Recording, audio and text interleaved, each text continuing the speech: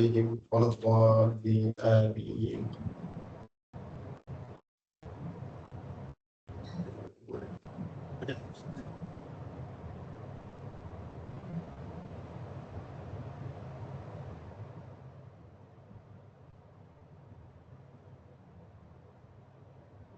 Assalamualaikum warahmatullahi wabarakatuh.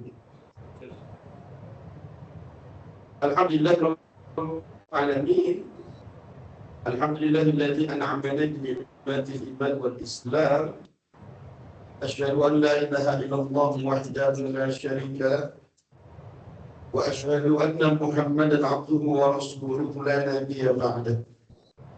Allahumma shalli wa sallim wa barik ala sayyidina wa habibina wa maulana Muhammadin wa ala alihi wa sahbihi wa sallim ajma'in. Amma ba'd.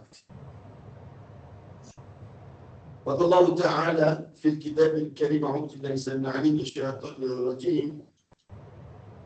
Qul in kuntum tuhibbuna Allah fattabi'uni yuhibbukum Allah wa yaghfir lakum dhunubakum wallahu ghafurur rahim.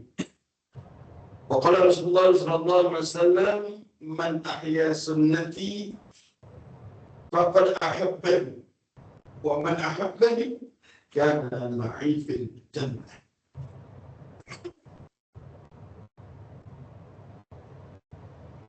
Alhamdulillah Rabbil Alamin. Bapak Ibu sudah sekalian jemaah salat zuhur yang dimuliakan Allah, baru saja kita melaksanakan salat zuhur berjamaah. Mudah-mudahan salat kita diterima Allah Subhanahu wa Ta'ala. Setelah salat zuhur kita lanjutkan majelis kita, majelis ta'lim, sebagai merupakan bagian daripada upaya untuk mensehatkan jiwa kita, sebagaimana para pendiri ini telah memberikan tuntunan kepada kita dalam kebangsaan, yaitu bangunlah jiwanya, bangunlah badannya, gitu ya. Jangan cuma badan yang dibangun, tapi jiwa yang lebih utama, begitu. Itulah yang disebut dengan majelis ta'lim. Karena ta'lim itu merupakan santapan jiwa, santapan rohani. Maka jangan sampai ini tidak berjalan dengan baik, ya. Kata Nabi, dalam tubuh manusia ada segumpal darah. Kalau segumpal darah itu baik, maka akan baik semuanya. Bicaranya akan baik, sikapnya akan baik, perbuatannya akan baik, semuanya akan baik. Kata Nabi, itu yang dimaksud adalah jiwa, hati. Ya. Maka jiwa ini, hati, dia perlu terus dijadikan sesuatu yang sangat diperhatikan. Jangan sampai dia diperhatikan, karena semua tergantung dari hati kita. Baik buruknya kita, jiwa kita yang menentukan, ya. Baik, tanpa memperpanjang kalam, kita awali majelis kita dengan baca doa bersama. Saya baca kemudian diikuti bareng-bareng. Sudah nampak di slide teman-teman. Untuk ibu-ibunya yang mungkin ada kamera di dalam, saya nggak tahu kelihatan atau nggak ibu-ibunya ya. Saya baca kemudian diikuti bareng-bareng, ya. Bismillahirrahmanirrahim. Allahumma inni a'udzubika min ilmin la yanfa' wa qalbin la yakhsha wa du'ain la yasma' wa nafsin la tashba'. Ya, doa dari Rasulullah, doa dari lisan mulia baginda Nabi Muhammad sallallahu alaihi wasallam. Tentu saja doa mustajab. Dan kita baru saja membacanya di majelis ini yang diaminkan oleh ribuan malaikat yang hadir. Masya Allah. Karena di mana ada majelis taklim, di situ hadir ribuan malaikat. Mereka duduk bersama, mereka sepanjang kita hadir di majelis ini berselawat dan beristighfar untuk kita semua. Bahkan ketika kita berdoa, mereka mengaminkan doa-doa kita. Ya, doa ini tadi sudah kita baca. Bahkan dalam kitab Surat An-Nisa disebutkan Nabi berkata, lalu kemudian Nabi berkata, Allahumma inni a'udzubika min ha'ula'il arba'. Ya Allah, aku selalu berlindung kepadamu dari empat hal itu. Nabi selalu berlindung dari empat hal tersebut. Yang pertama, ya Allah, aku berlindung padamu dari ilmu yang gak manfaat. Ya, karena itu menuntut ilmu wajib. Dia merupakan dasar diterimanya amal. Sampai baginda Nabi mengatakan, man amila amalan laisa alaihi amruna fahuwa raddun. Siapa yang beramal ibadah tapi tidak didasari dengan ilmu, tidak dasar dengan syariat, tidak dasar dengan contoh Nabi Muhammad, maka amalan tersebut ditolak. Itu yang Mas. Ilmu perlu, tapi jangan sampai ilmu yang kita kaji, yang kita bahas, yang kita perdalam, membuat kita ujub, membuat kita takabur, sombong, merasa lebih benar daripada orang lain. Ada banyak kecenderungan orang begitu. Gak mau ngaji kalau bukan kelompoknya. Gak ikut majelis kalau bukan ustadz dari barisan. Na'udzubillah dari. Bahkan ada yang menganggap kalau bukan dari jamaahnya tidak sah sholat. Bahkan kalau kita duduk di tempat mereka, bekas duduk kita dibersihkan. Ya Allah ya Rabbi, dianggapnya kita sebagai najis. Ya Allah. Kayak gitu ya. Ini ekstrim. Selama ada yang begitu. Ya, makanya kita beribadah kepada Allah, Nabi minta kepada Allah yang dimana kita baca, kita beribadah kepada Allah dari ilmu yang nggak manfaat, supaya ilmu kita membuat kita tambah sombong, bukan tambah sombong, tapi tambah soleh, tambah baik, ya, bukan tambah ujub. Yang kedua, waqal bin la yakhsha, yang Allah beribadahmu dari hati yang nggak khusyuk. Ya, hati kita lebih baik, ya, khusyuk. Di mana khusyuk itu akan mengimplementasikan semua ibadah kita. Sholat bisa mencegah perbuatan kecil dan munkar. Puasa bisa menjadi orang yang peduli kepada sesama. Kan gitu ya, dan seterusnya gitu ya. Jadi kekhusyuan itu dilihat daripada wujud dari ibadah-ibadah kita. Karena ibadah apapun yang bersifat ritual, ada pesan sosial di dalamnya. Hebat bener ya. Jadi nggak cuma sekedar ritual sholat. Kalau cuma sholat saja, dapat orang munafik juga sholat. Gitu kan? Ya, Masya Allah, na'udzubillah min dzalik ya. Dibutuhkan agar khusyuk sehingga dia bisa mewujudkan sholatnya dalam kehidupan sehari-hari. Di antaranya apa? Sholat on time, tepat waktu. Berarti kita harus disiplin dalam bekerja, disiplin dalam bermasyarakat, disiplin dalam berumah tangga. Begitu mestinya. Di dalam sholat juga kita menjaga kesucian, baik lahir maupun batin. Nggak boleh ada najis, nggak boleh debu. Ya, sampai orang sujud bersih karena banyak debu ini kan gitu ya. Masya Allah, harusnya sih bersih. Ya. Bersih secara fisik dan bersih juga secara batin. Karena Allah bilang, innallaha yuhibbut tawwabin wa yuhibbul mutatahhirin.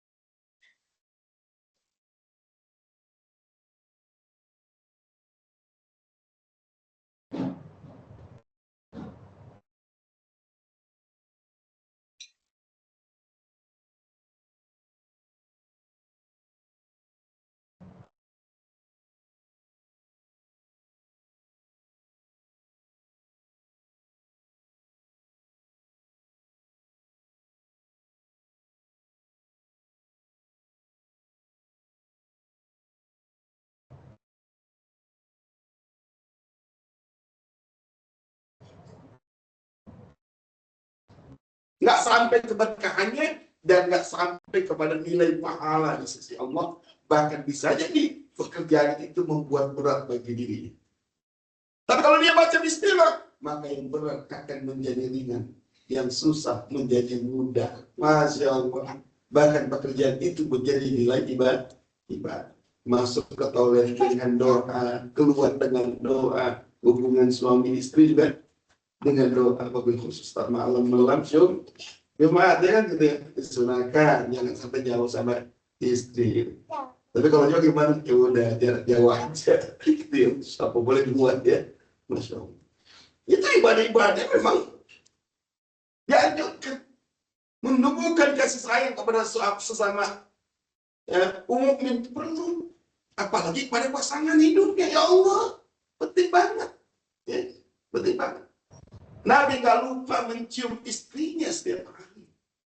Masya Allah. Nanti kita akan bahas sedikit ya. Makanya Allah bilang dalam Al-Quran, "Qul in kuntum tuhibbunallah fattabi'uni yuhibbukumullah wa yaghfir lakum dzunubakum." Katakan ya Muhammad, ya Rasulullah, jika kamu betul-betul cinta kepada Allah, kamu mengharapkan ridhonya Allah, kamu mengharapkan surganya Allah, maka ikuti aku. Siapa ikuti? Dari Muhammad gitu ya. Jadi bukan ikutin Allah, ikutin dari Muhammad. Karena kita ikutin Allah tanpa melihat kekasihnya yang mewujudkannya gitu. Siapa yang ikuti Nabi Muhammad, maka Allah bilang, yuhibbukumullah, Allah pasti cinta kepadanya. Masya Allah, luar biasa. Wa yaghfir lakum dzunubakum, agar Allah akan mengampuni dosa-dosanya. Bukan hanya mendapatkan cintanya Allah, tapi Allah akan mengampuni dosa-dosa. Masya Allah, luar biasa. Wallahu ghafurur rahim, sesungguhnya Allah itu Maha Pengampun lagi Maha Penyayang. Ya ini udah kita bahas ya, teman-teman. Sekedar lewat aja ya. Karena memang harus diriwayat sebelum masuk ke poin berikutnya. Yang kedua adalah mentaati Rasul. Ya, jangan cuma ngaku sebagai umat Nabi Muhammad, berharap akan mendapatkan syafaat, tapi kata sebenarnya Nabi. Memang Allah akan berikan syafaat, Nabi Muhammad akan berikan syafaat pada umatnya, tapi tak dulu, gak semuanya. Karena ada orang yang gak mau dikasih syafaat itu. Ya. Dalam Al-Quran Allah sudah jelasin. Kata Allah apa? Wa man yuti'illaha wa rusula fa ulaika Allahu 'alaihim minan nabiyyin was-siddiqin wasyuhada'i was-shalihin wa hasuna ulaika rafiqa. Dan mereka itulah teman-teman yang sebaik-baiknya teman siapa? Orang yang taat sama Allah, taat sama Nabi. Mereka akan bersama dengan teman-teman terbaiknya. Siapa mereka itu? Minan nabiyyin. Besok akan kumpul bersama Nabi Muhammad. Was-siddiqin, akan kumpul bersama orang-orang yang benar. Wasyuhada, akan kumpul bersama orang-orang yang mati syahid, para pahlawan kita. Kemarin kita baru memperingati tanggal 22 Oktober itu hari di mana resolusi jihad dikumandangkan, disampaikan ya. Makanya menjadi hari santri ya. Hari santri itu eventnya adalah ketika Hasyim Asy'ari mengeluarkan fatwa wajib bagi umat berjuang agar jangan sampai kemerdekaan ini hilang. Gitu ya, Masya Allah. Tanggal 22 Oktober 1945 ya, karena ada indikasi mereka akan menjajah kembali, sehingga umat Islam turun bersama-sama memenuhi panggilan Allah dan Rasulnya untuk bertahan, mempertahankan tanah air ini. Ya, Masya Allah, luar biasa. Asyuhada, wasyuhada, orang-orang yang mati syahid. Mereka meninggal dunia mati syahid. Kalau mereka mati syahid, maka jaminannya adalah surga. Ini yang saya maksud, teman-teman. Nabi udah kasih jaminan bahwa semua umatnya masuk surga. Ya, kata Rasulullah SAW dan riwayat Abu Hurairah, ya, dari Rasulullah radhiyallahu anhu, hadis ini riwayat Bukhari. An Abi Hurairah radhiyallahu anhu, anna Rasulullah sallallahu alaihi wasallam, dari Abi Hurairah radhiyallahu anhu, bahwa Nabi Muhammad sallallahu alaihi wasallam qala, berkata, kullu ummati yadkhuluna jannah. Seluruh umatku akan masuk surga. Sebenarnya maksudnya, ya, kullu ummati yadkhuluna jannah. Seluruh umatku akan masuk surga. So, indah banget. Tentu saja maksud mereka mengakui Nabi dong. Jangan bilang umat Nabi Muhammad adalah umat akhir zaman semuanya. Nah juga, ya nggak akui Nabi masa disebut umat Nabi, ya juga. Hanya mereka yang mengucapkan dua kalimat syahadat karena mereka mengakui akan Nabi Muhammad sebagai Rasul. Itu maksud umat Nabi, ya. Jangan juga sampai bilang, oh semua umat Nabi berarti semua manusia di akhir zaman. Enggak, ya. Kata Nabi, kullu ummati yadkhuluna jannah illa man aba. Kecuali mereka yang tidak mampu. Bisa itu luar biasa. Terheran-heran tuh sahabat, ya Rasul. Apa kata sahabat? Qalu, ya Rasulullah, wa may ya'ba. Siapa yang nggak mau masuk surga itu, ya Rasulullah? Nabi nggak sebut satu, begitu banyak yang orang nggak mau masuk surga. Ya. Mungkin banyak yang nggak mau, daripada yang mau. Betul nggak, Pak? Mungkin banyak yang nggak mau daripada nggak mau. Padahal Nabi bilang, siapa yang seluruh umat masuk surga, tapi ada yang nggak mau. Buktinya apa? Buktinya Allah bilang, walaqad jarabna li jahannam katsiran minal jinni wal insi. Jadi penduduk neraka jahanam itu paling banyak jin dan manusia. Yang masuk surga dikit. Yang masuk surga dikit. Masya Allah. Maka Nabi bilang, man atu'ani dakhala jannah wa man asani faqad aba. Siapa yang taat kepadaku, dia masuk surga. Tapi ada orang yang taat. Dan aku umat Nabi Muhammad tapi nggak mau ikut dia, apa yang Nabi pengen. Nabi perintahkan ini, dia nggak mau. Nabi perintahkan itu, dia nggak mau. Duduk di majelis ilmu pada ya Allah. Duduk di majelis taklim, pahalanya berlimpah. Bahkan dalam sebuah riwayat Abu Dzar Al-Ghifari bilang, orang yang duduk di majelis taklim, dia mendapatkan pahala seperti orang yang sholat sunat 1000 rakaat. Ya Allah, banyak banget. Kenapa? Karena duduk di majelis taklim ini, ikut majelis merupakan kewajiban yang tidak bisa diganti. Fardhatun 'ala kulli. Nabi perintahkan, utlubul ilma, tuntutlah ilmu. Minal mahdi ilal mahdi, dari ibu sampai kalian paham. Gitu ya, dan seterusnya. Wajib. Banyak lagi perintah Nabi yang lainnya. Masya Allah. Perintah yang ketiga, kita bisa ikuti Nabi, kita bisa taat sama Nabi kalau kita cinta kepada Nabi Muhammad. Ya kan? Ya, kalau nggak cinta kepada Nabi Muhammad, itu susah banget taat sama Nabi. Sebagaimana kita susah taat kepada perintah suami atau keinginan istri. Kalau kita nggak cinta, susah penuhi. Tapi kalau kita cinta, hatta jam 2 malam lagi, kita lagi asik-asiknya tidur, istri kita bangunin, bangun. Apaan sih? Nggak bisa tidur aja. Kenapa? Pengen mangga. Oh, ternyata lagi apa namanya? Hamil muda gitu ya. Pengen apa istilah itu? Ngidam gitu ya. Yang dua kita bangun, ya Allah sebenarnya. Karena kita cinta sama istri dan anak yang dikandungnya, dan baru terjadi itu mangga. Susah jadinya sampai kita bisa, ya Allah, cari jauh-jauh dapat juga, kayak gitu. Masya Allah.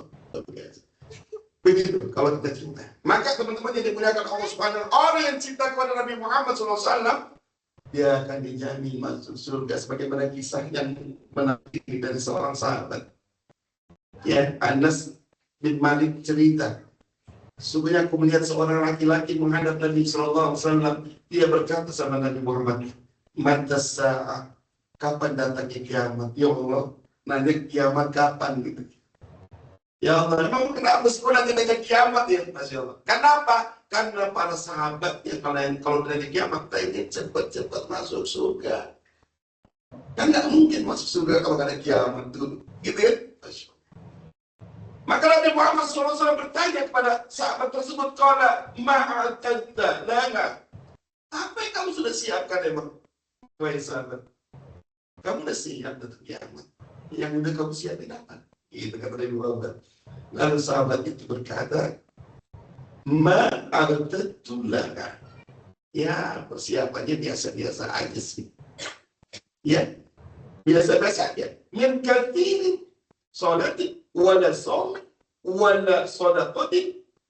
Ya, aku persiapannya biasa aja, nggak terlalu banyak ya Rasul. Sholat nggak terlalu banyak, puasa nggak terlalu banyak, sedekah juga nggak banyak-banyak banget. Begitu ya. Walakinni akan tetapi Rasulullah, uhibbullah wa rasuluh. Uhibbullah wa rasulah, kata Rasulullah. Tapi aku uhibbullah, cinta kepada Allah, wa rasulah, dan kepada utusannya. Itu dari Allah. Itu ya. Masya Allah. Maka Rasulullah berkata, "Anta ma'aman ahbabta." Kamu akan bersama orang-orang yang kamu cintai. Dan kalau kita kepada cinta kepada Muhammad, Masya Allah. Buktiin cinta kita di mana kira-kira? Ya, sering ucap Nabi Muhammad, ya. Sering sebut Nabi Muhammad. Itu bukti cinta kita ya. Dalam sholat kita ucapkan salam, dalam sholat kita ucapkan sholawat, dan seterusnya ya. Masya Allah. Dan Nabi bilang, kalau kamu cinta kepada Nabi Muhammad, berarti konsekuensinya kamu harus mencintai apa yang Nabi cintai. Nabi cinta kepada para sahabat, kamu gak boleh benci dengan sahabat. Sementara banyak sekelompok orang ngaku Islam, benci sama Sayyidina Abu Bakar, benci sama Umar bin Khattab, benci sama Ali bin, benci sama Utsman bin Affan. Namanya aliran apa ini yang benci sama sahabat? Aliran Syiah. Ya, Masya Allah. Na'udzubillah ini. Nah, gak suka dengan sahabat Abu Bakar, gak suka dengan Umar bin Khattab. Bahkan mereka mengatakan ini penyebab kematian Nabi Muhammad karena mereka berdoa astagfirullah. Mereka ambisi kekuasaan. Ya Allah. Bahkan bencinya orang Syiah kepada Sayyidatuna Aisyah, dianggapnya Aisyah yang meracun Nabi Muhammad. Ya Allah. Itu orang Syiah. Enggak boleh. Ya, kalau kita mencintai Nabi Muhammad, maka cintai para sahabat. Bukan hanya itu. Kata Nabi, kalau kamu betul-betul cinta kepada Nabi Muhammad, cintai keturunannya. Ya, kata Nabi apa? Cintai keturunanku karena kamu cinta kepadaku. Ya, itu yang susah tuh. Karena banyak orang mencintai keturunannya karena bagus, apa banyak orang kan gitu kan. Misalkan belakangan ini kan banyak ya isu apa namanya habaib, Masya Allah. Habaib ada yang keras, ada yang lemah lembut, ada yang bagus, ada yang mungkin tidak bagus, ya kan? Padahal jelas mereka ini disepakati oleh ulama terdahulu bahwa mereka adalah keturunan daripada keturunan Rasulullah. Walaupun sekarang pendapatannya banyak nih, ya Allah. Tapi ulama-ulama terdahulu jelas tidak mempermasalahkan, tetap itu keturunan. Ya, kita nggak boleh cinta mereka karena mereka baik atau buruk. Ya. Mereka baik atau buruk bukan urusan kita. Yang jelas kita cinta kepada keturunan Nabi karena kita cinta kepada Nabi. Itu yang benar. Karena Nabi bilang itu, cintai mereka karena kamu cinta kepadaku. Ada pun di antara mereka ada yang melanggar, yang mereka konsekuensinya dihukum. Itu. Karena itu hukum harus dijalankan. Enggak. Bilang, andai kata Fatimah mencuri, maka aku ya akan potong tangannya. Artinya apa? Hukum tetap berjalan. Gitu ya. Maka Anas bin Malik berkata, sungguh aku mencintai Nabi Muhammad SAW, aku mencintai Abu Bakar As-Siddiq radhiyallahu anhu, aku juga mencintai Umar bin Khattab, agar aku bisa bersama mereka di akhirat kelak. Ya, walaupun amalanku tidak sama dengan mereka. Itu subhanallah. Ya, Bapak-bapak, Ibu-ibu, saudara sekalian yang dimuliakan Allah Subhanahu wa taala, demikian besarnya cinta Nabi Muhammad kepada Allah, kepada kita semua. Cintai Nabi Muhammad kepada kita semua, teman-teman. Masya Allah.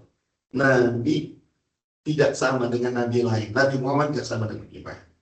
Kalau Nabi Muhammad, tidak semua doa dipanjatkan. Karena semua Nabi itu mustajab doanya. Dan semua Nabi diminta doanya di dunia semua.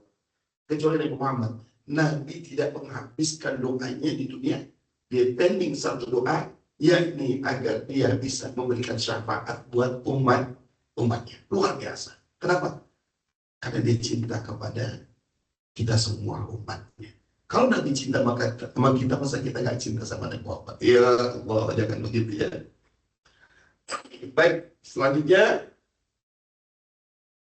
bukti cinta kita kepada Nabi Muhammad itu tentu saja kita banyak bersalawat kepada Nabi Muhammad. Itu penting. Ya, ini yang keempat. Kalau kita yang bersama Nabi Muhammad, perbanyaklah salawat kepadanya. Kenapa? Karena Nabi bilang, orang yang paling dekat denganku pada hari kiamat adalah orang yang paling banyak bersalawat kepadaku. Nggak selesai salawat Nabi Muhammad. Allahumma salli ala Sayyidina Muhammad wa ala ali Sayyidina Muhammad. Kalau mau pakai kalimat salawat yang biasa dalam sholat, kan namanya salawat Ibrahimiyah ya. Kama shallaita ala sayyidina Ibrahim wa ala ali sayyidina Ibrahim mubarak ala sayyidina Muhammad wa ala Muhammad kama barakta ala sayyidina, seterusnya ya. Ada salawat cuma biasa Allahumma shalli Muhammad wa ala Muhammad. Ada salawat yang macam-macam itu, banyak banget salawat. Ada salawat apa namanya? Pagar ya. Gimana salawat Badar? Salawat Badar ada yang tahu? Salatullah salamullah ala taha rasulillah. Salatullah salamullah ala yasin habibillah. Dan seterusnya. Ini salawat juga. Ada salawat lain berbagai macam, ada salawat Nabi, ada berbagai, itu salawat itu disusun oleh para ulama yang intinya bersalawat kepada Nabi Muhammad. Gitu ya. Ya, nggak ada salawat itu minta kepada Muhammad. Salawat semua adalah mendoakan Nabi Muhammad, karena bentuknya Allahumma sholli ala sayyidina Muhammad, yang memberikan kesejahteraan pada umat, kepada baginda Nabi Muhammad dan seterusnya ya. Kenapa kita dimintakan salawat sama Nabi Muhammad? Supaya kita dekat sama beliau. Karena Allah nggak putus-putusnya salawat kepada Rasulullah. Allah nggak putus-putusnya salawat kepada Rasulullah. Masya Allah, luar biasa. Ini ayat yang terkenal dan sering dibaca oleh khatib ketika naik mimbar khutbah ya. Kita baca sama-sama ayatnya teman-teman. Saya baca, kemudian diikuti bareng-bareng ya. A'udzu billahi minasyaitonir rajim. Silakan. Bismillahirrahmanirrahim. Inna Allah wa malaikatahu yusalluna 'alan nabi.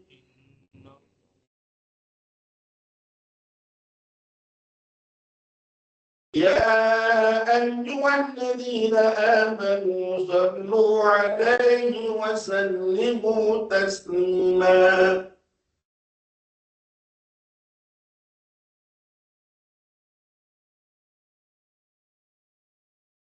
Sesungguhnya Allah dan para malaikat senantiasa berselawat kepada Nabi.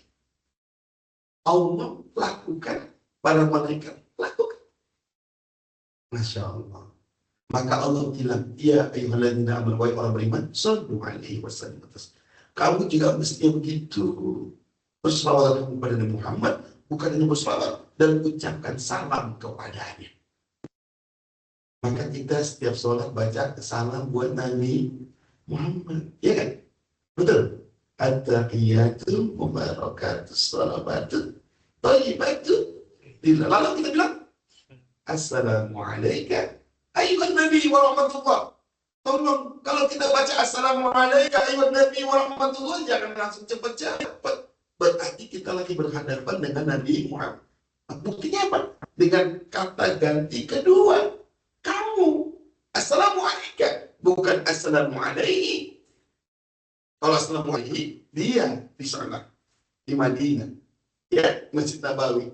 Tapi Nabi Muhammad bukan di Madinah, di Mekah, bukan juga di Masjid Nabawi, tapi ada di depan kita. Assalamualaikum ayuhan Nabi warahmatullah. Tentunya dijawab. Salam kita dijawab. Dijawab. Ya, dijawab. Cuma kita nggak tahu bagaimana menjawabnya. Ya, nggak dengar juga gitu ya. Dan jangan pikir orang yang mati itu memang mati. Jangan. Ya. Kata-kata yang berkata gini, Pak Ustaz, bagaimana sih kita mengucapkan salam kepada Nabi Muhammad? Kan dia udah meninggal. Buktinya kita sholat baca salam buat Nabi Muhammad. Itu kan itu bukti yang real. Itu jelas tuh hadis. Jadi jangan anggap orang yang mati itu mati. Justru orang mati itu hidup di alam yang baru, hidup yang unlimited, tanpa batas. Kan gitu. Ya. Orang 3 langkah 7 langkah mereka ditinggalkan diri kuburnya Allah hidupkan. Kan ini ayatnya sangat jelas. Inna nahnu nuhyil mauta wa naktubu ma qaddam wa atharu wa kulla syai'in ahsaynahu fi imamin mubin. Surat Yasin kita baca itu. Sungguhnya kami menghidupkan orang-orang yang sudah mati, gak pakai lama. Bahkan sejak kita mati dipisahkan antara fisik kita dengan ruh kita. Nabi bilang perlakukan jenazah itu dengan lemah lembut. Kalau kau mandikan jenazah, jangan keras-keras, tapi dengan lemah lembut. Kenapa? Karena dia lebih terasa daripada orang yang hidup. Masya Allah, luar biasa. Kan itu. Ya, kalau kita nggak percaya nanti kita mati kayak gimana kita lihat. Bahkan jenazah itu tahu persis siapa yang memandikan, siapa yang datang dengan selawat, dapat nelayan. Siapa yang mensolatkan, siapa mengantarkan ke makam, dikerti.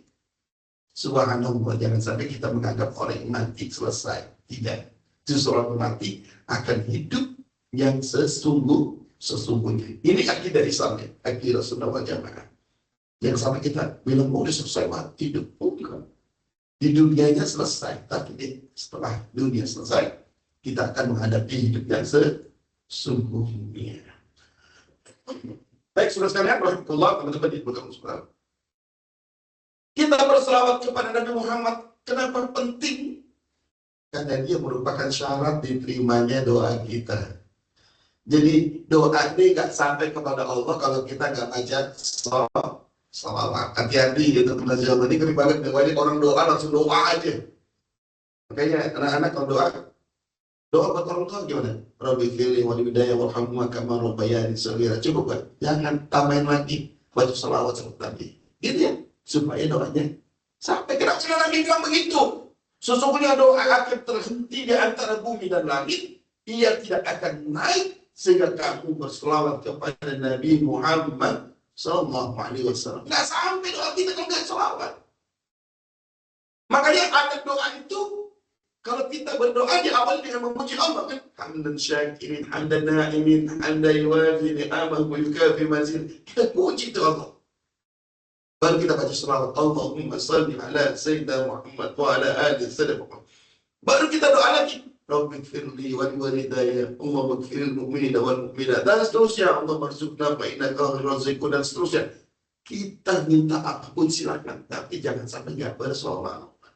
Bahkan di akhir dari doa kita, wa sallallahu ma'ala sayyidina Muhammadin wa ala alihi wa sahbihi subhana rabbika rabbil izzati amma yasifun, assalamun ala mursalin walhamdulillahi rabbil. Kita baca salawat lagi 2 kali, kita baca salawat agar doa kita sampai kepada Allah, gitu ya. Ini orang yang banyak salawat, insya Allah dekat bahkan bersama Nabi Muhammad besok di surga. Yang berikutnya adalah berakhlak mulia. Orang yang mau dekat sama Nabi, tunjukkan akhlak kita yang baik. Ya, akhlak yang baik. Nabi Muhammad tuh, Masya Allah, pulang malam-malam. Ya, ketika pulang malam-malam ke rumahnya, Sayyidatuna Aisyah tidur nyenyak. Diketuknya pintu dengan ucapan Assalamualaikum, Assalamualaikum. 3 kali saja disunahkan. Enggak dijawab. Apa yang dilakukan Nabi? Tidur di luar. Luar biasa. Ya. Luar biasa. Dahsyat. Kemudian Aisyah bangun dan kemudian buka pintu, Rasul sedang tidur di luar, lalu dikatakan, ya Rasul, kenapa tidur di luar? Kenapa nggak bangunin aku? Cuma bangunin kamu, cuma kamu lagi lelah tidurnya. Aku nggak mau mengganggu tidur. Masya Allah, luar biasa. Keren banget ya. Kalau kita pulang kerja capek-capek, sampai rumah, ketuk 3 kali, ucapkan salam 3 kali, nggak berhasil ya, dan telepon lagi ya. Sampai betul-betul bangun istri kita. Bahkan kadang-kadang dimarahi. Masya Allah. Tunjukkan akhlaknya. Ya, Nabi bilang, orang yang paling baik terhadap istri adalah aku. Maka sebaik-baik kalian adalah orang yang paling baik terhadap istrinya, terhadap anaknya, terhadap keluarganya. Tunjukkan akhlak kita ya. Baik kepada orang terdekat kita. Bahkan baginda Nabi Muhammad SAW mengatakan, kata Nabi, inna min ahabbikum ya ilayya ahsanakum akhlaqa. Sesungguhnya orang yang paling aku cintai di antara kalian adalah orang yang paling baik akhlaknya. Kalau Nabi cinta sama kita, ya Allah, berarti kita akan bersamanya besok di akhirat. Kan gitu. Selanjutnya, teman-teman, waktunya dekat bagi. Ini agak lama kali ini kita nyanyi, karena waktu seperti maju ya. Cuma lagi puasa, agak minum apa, saya agak puasa ya. Mohon maaf, lagi batuk, lagi minum obat ya. Ya kalau pentingnya adalah berkasih sayang sesama mukmin ini yang bersama Nabi Muhammad. Kita baca ayatnya lagi sama-sama. Ya Bapak Ibu, teman-teman. Surat apa itu? Surat Al-Fat ayat 29 ya, kita ambil poin yang penting saja dulu ya. Saya baca kemudian ikuti bareng-bareng. A'udzu billahi minasyaitonir rajim. Silakan. Bismillahirrahmanirrahim. Muhammadur Rasulullah والذين معه أشداء على الكفار رحماء بينهم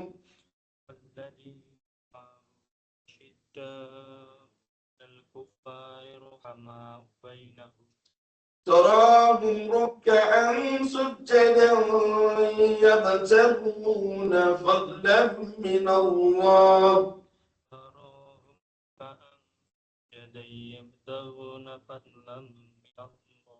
ya, agak sedikit ini ya, karena panjang jauh ketika kelihatan kalimatnya.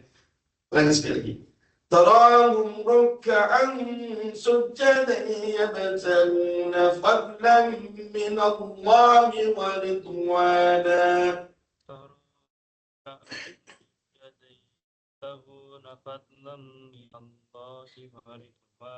سيماهم في وجوههم من أثر السجود.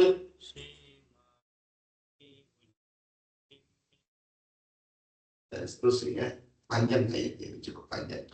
Tapi kita ambil poin yang penting dulu. Ya, penting apa? Yang penting Allah telah memproklamirkan di ayat ini, telah menginformasikan kepada kita bahwa Nabi Muhammad itu utusan Allah. Ya, Nabi Muhammad adalah utusan Allah. Ya. Walladzina ma'ahu, dan orang-orang yang bersama Nabi Muhammad di dunia wal akhirah. Di dunia kita nggak ketemu Nabi Muhammad, betul. Tapi ayat ini tetap berlaku bahwa orang-orang itu akan bersama Nabi di mana? Di surga. Tetap Rasulullah. Siapa mereka? Asyadda'u 'alal kuffar.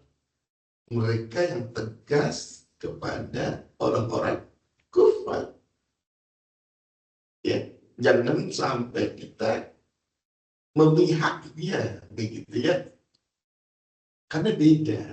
Gak boleh kita campur adukan dalam beribadah hanya karena ingin mendapatkan ridhonya. Nggak boleh gitu. Ya.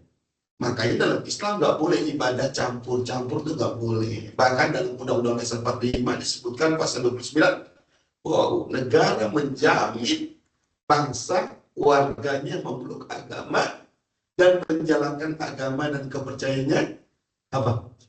masing-masing. Nggak boleh campur aduk, masing-masing bolehnya gitu. Ya kalau acara bersama jangan, kalau udah urusan ritual kita tidak boleh. Makanya ngucapin salam yang benar ya udah. Assalamualaikum warahmatullahi wabarakatuh. Salam sejahtera buat kita semua. Cukup.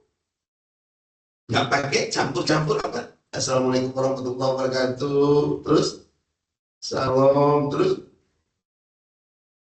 salam wajikan apa lagi. Banyak ini.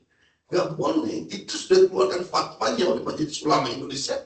Haram hukumnya. Cukup dengan ucapan Assalamualaikum warahmatullahi wabarakatuh dan salam sejahtera bagi yang beragama lain. Cukup. Masya Allah, indah itu. Cukup banget. Masya Allah, gak usah pakai lagi.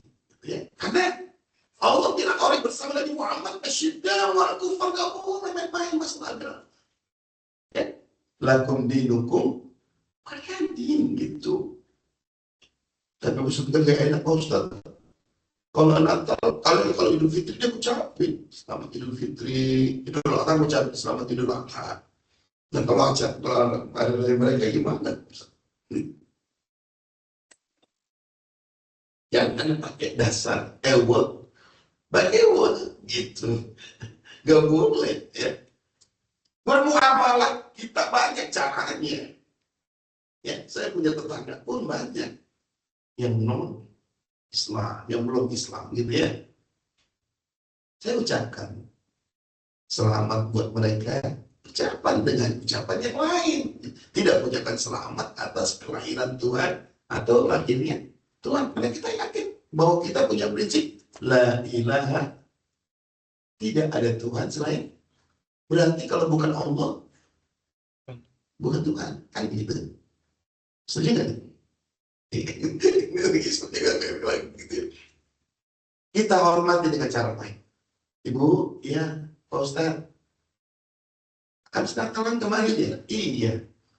Nggak pulang kampung, Bu? Enggak. Di sini aja, Pak Ustaz. Cukup, terus dari gereja aja. Cukup. Oke. Baik, semoga sehat semua keluarga Ibu ya. Ya, makasih Pak Ustaz. Itu cukup. Itu cara kita berinteraksi. Dan mesti mengucapkan, tapi dengan ucapan yang lain itu tetap menghargai mereka. Gitu Pak ya. Dengan cara ucapan yang lain lah. Ya. Kita diperintahkan berbuat baik pada siapapun, ya, hatta dia bukan seorang mukmin sekalipun, ya, tapi jangan sampai menodai keimanan kita. Ini yang menjadi syarat supaya kita bersama masuk surga nanti dengan Nabi Muhammad. Gitu. Apalagi ruhama'u bainahum. Kita harus kasih sayang kepada sama mukmin. Ya cuma masalah kunut kok ribut gitu ya. Masya Allah. Cuma masalah usolin yang pakai usolinnya repot. Sampai lakum dinukum walin sama-sama Islam. Ya Allah salah. Ya, bapak ibu-ibu. Ya sempat kejadian tawuran di daerah mana itu ya. Udah sekian puluh tahun yang lalu ya. Daerah antara Cirebon dan Brebes di kalau salah itu ya. Itu kan dekat ya. Itu subuh-subuh macet banget tuh. Subuh-subuh macet. Ya, ada apa nih? Ada tawuran Pak. Tawuran apa? Saya lihat tawuran pakai sarung, pakai kopi, ya gimana ceritanya gitu. Saya turun dari bus, kemudian saya mau naik ojek aja dah, biar bisa melewatin kemacetan ini. Saya tanya tukang ojek, ada apa sih Mas? Ada tawuran kok. Di mana? Di depan masjid itu sama masjid ini. Loh, masjid tawuran gimana sih? Dulu masjid yang satu ini nggak pernah pakai kunut. Dulu yang ini dulu pakai kunut, sekarang nggak pakai kunut. Maka orang yang pakai kunut nggak terima, gitu. Oh gitu ya Allah. Jadi mereka, banyak yang luka-luka, makanya ini macet begini, Pak, sana ada polisi dan sebagainya. Oh gitu, iya. Makanya alhamdulillah saya mah nggak sholat. Kok nggak sholat? Daripada sholat berantem dengan saya nggak sholat. Astagfirullahaladzim, kok bisa ngomong kayak gitu? Astagfirullahaladzim. Jadi kasih mati sama orang yang sholat ribut gitu. Ya Allah, cuma masalah tahlilan ribut, masalah usuli ribut. Pernah juga saya tugas dakwah di Aceh ya, kurang lebih setengah bulan saya di Aceh itu. Bagaimana mengislahin orang sholat pakai usuli, nggak pakai usuli? Tapi cuma saya buat contoh, ini kok repot ribut gitu, cuma gara-gara usuli gitu. Saya tanya imamnya, kamu nggak pakai usolli kenapa? Di sini kan udah biasa pakai usolli orangnya. Iya kan memang saya kemarin kuliah di Madinah, saya pulang ke Madinah, saya terapkan ibu saya bahwa usolli itu bid'ah. Loh, terus kamu bilang macam bid'ah? Iya. Terus jamaahnya kan orang-orang sepuh. Orang sepuh itu bilang, kamu nih anak baru gede kemarin, ngerti apa, walaupun kamu kuliahnya di Madinah, gitu kan. Yang namanya usolli itu niat wajib rukun, kata orang yang pakai usolli. Makanya saya nggak setuju dia jadi imam. Ya, ribut. Astagfirullah, gara-gara usolli saya ribut seperti gini. Ayo depan bareng. Sholat itu apa sih? Ya, apa ya sholat? Saya tegaskan bahwa sholat itu kan definisinya antum yang dari Madinah mesti tahu. Ya, aktivitas sampai awalnya takbir, dia akhiri sama. Betul gak?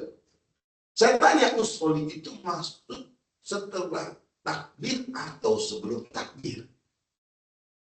Baca usolli sebelum takbir atau sebelum takbir?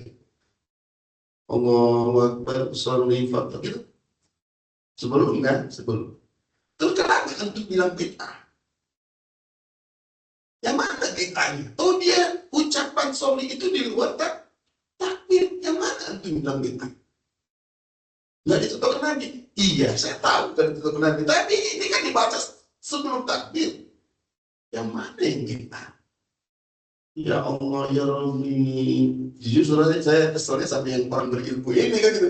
Oh, berilmu begitu gampang membid'ahkan orang lain gitu. Bagaimana orang nggak marah kan begitu? Ini masjid nih, jangan sampai kita berkelahi cuma gara-gara usolli. Astagfirullahaladzim. Nah ini kita jaga nih, teman-teman ya. Masalah usolli tidak pakai usolli, no problem. Pakai kunut nggak pakai kunut, no problem.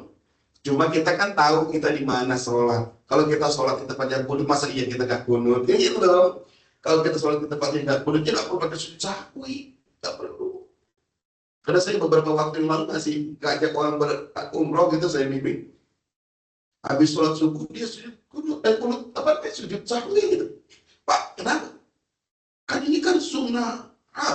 Ya Ustaz, ini kan muakkadah ini kunut itu. Kita kan belajar kemarin fikih faktul mungkin kalau lupa baca kunut kita wajib sujud sahwi. Emang betul fikihnya begitu, saya bilang. Tapi kita sholat bukan di tempat kita, sholatnya di tempat orang bermazhab Ahmad bin Hambal, di mana mazhab Ahmad bin Hambal tidak mewajibkan kunut, tidak mensunahkan kunut. Jadi tidak masalah ikutin imam begitu. Sholat kita sudah dijamin sama imam gitu. Oh gitu, iya, tak perlu lagi. Jadi gitu teman-teman ya. Kita harus bijak di mana kita sholat, kita ikutin. Di mana kebiasaan di warganya itu ada maulid, ikut aja apa-apa. Ada tahlilan dan sebagainya, bagus kita bergabung pada mereka karena intinya mereka silaturahim. Kita ini ingin menjaga ukhuwah. Berukhuwah itu wajib, sedangkan masalah-masalah yang furuh itu sudah maka sunnah, jangan sampai mengalahkan yang wajib. Makanya kalimat ini Muhammad Rasulullah walladzina ma'an asyidda wa'ala kuffar ruhamahu. Ini masalah-masalah Habib ribut sampai menjegal satu jegalnya pengajian dibubarin sana di astagfirullahaladzim. Cuma masalah kayak gitu doang. Astagfirullah. Gampang bener diadu domba ya. Kita nggak boleh. Kita harus sesama mungkin saling berkasih sayang. Gitu ya. Baik, terakhir, walaupun masih panjang tapi tetap kan waktu kita harus kita hargai untuk bekerja. Ini ada kisah bagus menarik. Telah diceritakan kepadaku Rabi'ah bin Ka'ab al-Aslami, ya, dia berkata, aku pernah bermalam bersama Rasulullah SAW. Lalu aku menyiapkan air wudhu dan keperluan beliau. Lalu beliau SAW, ya, apa kata beliau?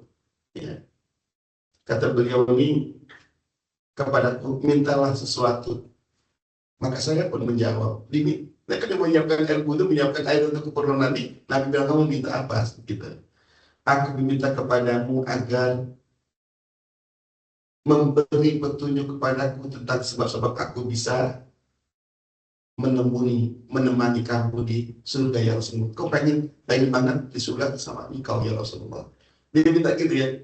Maka Nabi jawab, kata Nabi apa? Ada lagi selain itu?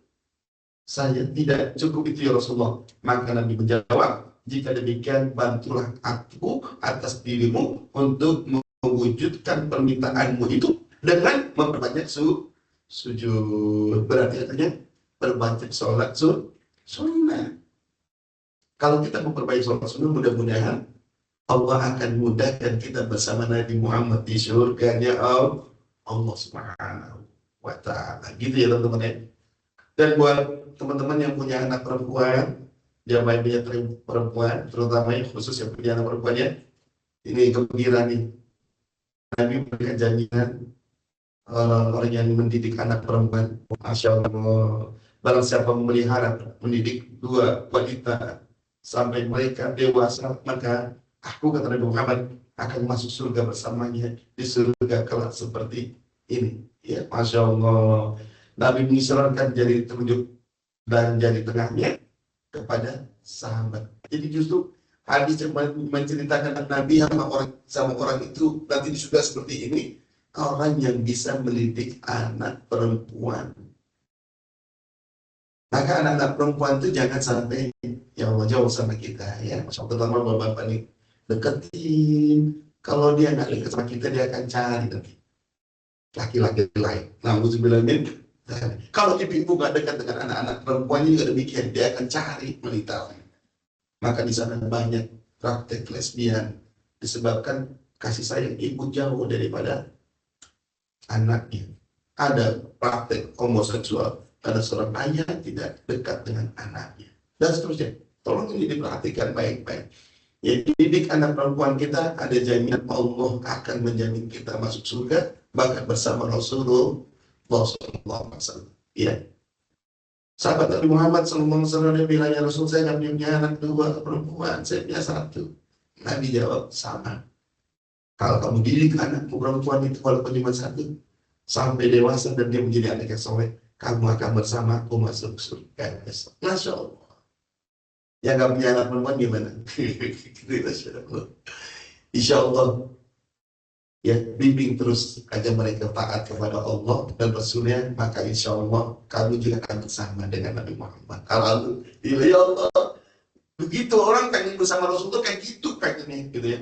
Terus intinya didik anak-anak kita, ku anfusakum wa ahlikum nar, agar mereka tidak tersentuh api neraka. Maka orang tersebut akan bersama Nabi Muhammad di surga. Mudah-mudahan kita semua berhasil insya Allah menjadi umat Nabi Muhammad yang akan berkumpul bersama Rasulullah di surga kelak. Amin amin ya rabbal alamin. Baik, sebelum ditutup ada yang mau bertanya? Silakan. Mohon maaf saya minum sebentar. Ada yang bertanya?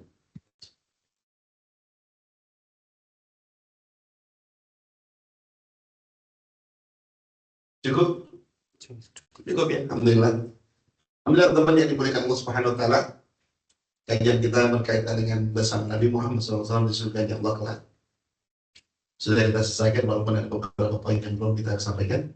Paling tidak ini menjadi bekal kita buat kita ya, untuk menjadikan kita mengikuti Nabi Muhammad ya, mencintai Nabi Muhammad, banyak bersalawat kepadanya, mengucapkan salam kepadanya, dan kemudian kita juga ingin selalu banyak mendidik anak-anak kita dengan baik. Juga yang gak kalah pentingnya, kita berharap, berdoa agar kita bisa dipertemukan oleh Nabi Muhammad kelak di surganya Allah SWT. Minta juga sama Allah ya, jangan sampai gak minta. Gak cukup dengan semua itu kalau gak kita minta sama Allah, ya Allah pengen kami jumpa Nabi Muhammad gitu ya. Ya Allah kami pengen kumpul Nabi Muhammad, ya Allah jangan sampai kami terhalang ketemu dengan Nabi Muhammad, ya Allah sampaikan salam kami untuk gitu ya. Kayak kita ziarah ke makam Nabi kan gitu. Masya Allah. Kita pengen ya Nabi, Allah assalamualaikum ya Rasulullah, assalamualaikum ya Habibullah. Ya kita ucap begitu. Aku ingin jumpa dengan Ibu ya Rasul. Gitu. Andai kata jumpa di dunia ini susah banget ketemunya. Jangan sampai ada halangan untuk jumpa dengan Ibu di surga. Kan begitu. Insya Allah. Kurang lebih mohon maaf itu yang bisa sampaikan. Aku Waalaikumsalam. Kita akhiri dengan doa ketua majelis. Subhanakallahumma bihamdik asyhadu an la ilaha illa anta astaghfiruka wa atubu ilaik. Assalamualaikum warahmatullahi wabarakatuh.